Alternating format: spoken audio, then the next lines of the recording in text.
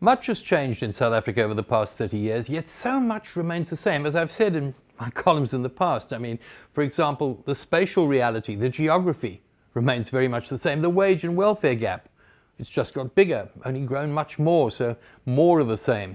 Which brings to mind that expression made by the French novelist Alphonse Karr, that the more things change, the more they stay the same. And you know, on the political front, there's a wonderful case in point of sort of back to square one, or the more things change, the more they change the same. Although this time round, I think it's riddled with irony.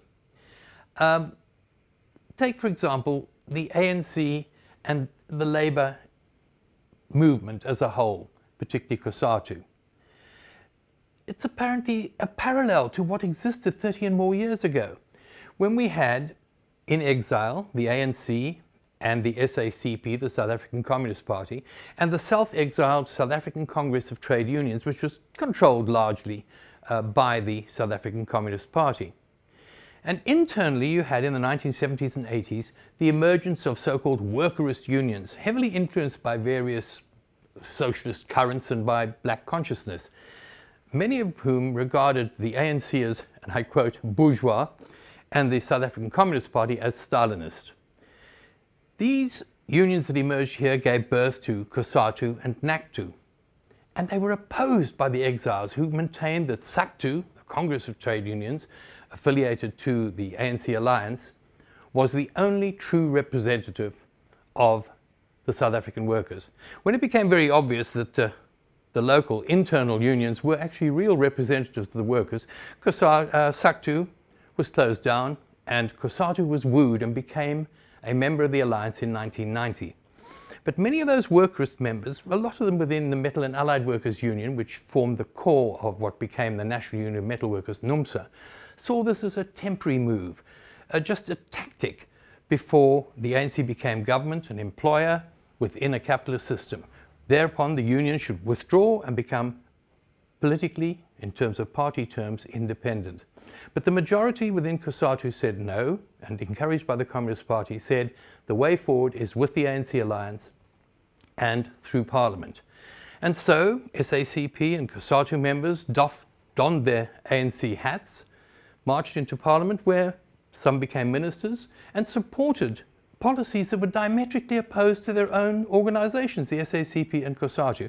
Now, this created tensions which grew, although they were dulled, I think, by patronage and the trappings of power.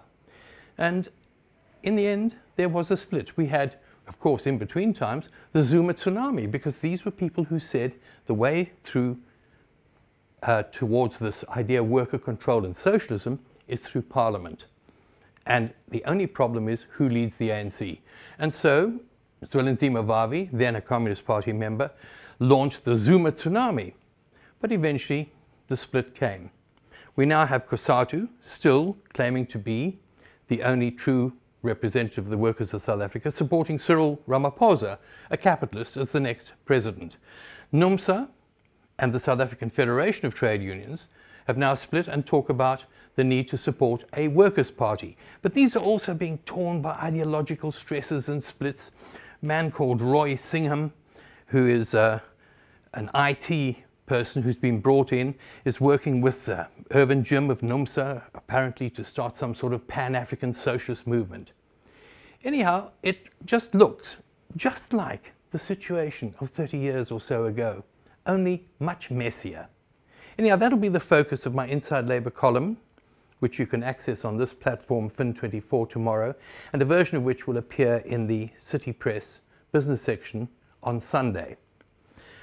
Until then, of course, you can always contact and send questions and queries and whatnot to me at editor@fin24.com.